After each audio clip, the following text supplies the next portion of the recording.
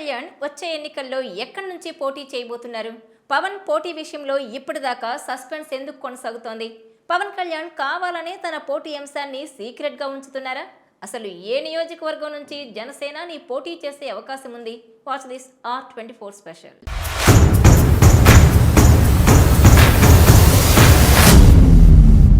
జనసేన అధినేత పవన్ కళ్యాణ్ ఎక్కడి నుంచి పోటీ చేస్తారన్నది ఈ రోజుకి సస్పెన్స్ గానే ఉంది. ఆయన పోటీ చేసే నియోజకవర్గాలు అంటే 5-6 కళ్ల ముందు కనిపిస్తున్నాయి.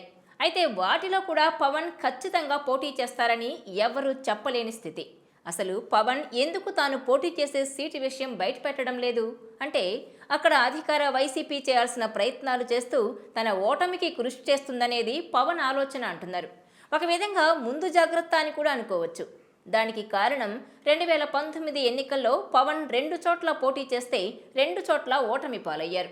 అందుకే ఈ చేదు అనుభవంతో ఈసారి అన్ని జాగ్రత్తలు తీసుకుంటున్నారు. మరోవైపు జనసేనలో ఉన్న నాయకులు, కొత్తగా వచ్చి చేరుతున్న నేతలు అందరూ కూడా పవన్ కళ్యాణ్ని తమ ప్రాంతాల నుంచి పోటీ చేయమని కోరుతున్నారు. కొందరు తిరుపతి నుంచి పోటీ చేయమంటుంటే మరికొందరు అనంతపురం జిల్లా నుంచి పోటీ చేయమని అడిగేవారు ఉన్నారు. ఇక కాంగ్రెస్, వైసీపీలో పనిచేసిన మాజీ మంత్రి కొణతాల రామకృష్ణ అయితే పవన్ని ఉత్తరాంధ్ర నుంచి పోటీ చేయమని కోరుతున్నారు. ఆయన నియోజకవర్గం పేరు చెప్పలేదు, కానీ ఎక్కడైనా పోటీ చేస్తే తామంతా తప్పకుండా ఆయన విజయానికి కృషి చేస్తామని అంటున్నారు. పవన్ 2019లో ఉత్తరాంధ్ర ముఖద్వారమైన విశాఖ జిల్లా గాజువాక నుంచి పోటీ చేసి ఓడిపోయారు. అయితే ఈసారి పరిస్థితి అంతలా ఉండదని అంటున్నారు. జనసేన గ్రాఫ్ పెరిగింది.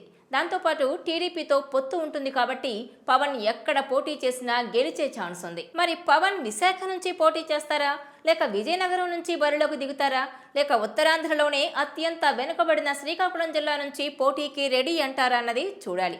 ఏది ఏమైనా పవన్ ఉత్తరాంధ్ర నుంచి పోటీ చేస్తే మాత్రం రాజకీయం మరోసారి వేడెక్కడం ఖాయం.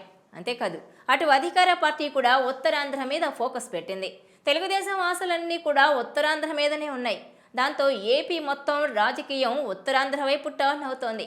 ఇంతకీ పవన్ ఉత్తరాంధ్ర వైపు మొగ్గు చూపుతారా, లేక గోదావరి జిల్లాలోనే పోటీ అంటారా అన్నది ప్రస్తుతానికి సస్పెన్సే.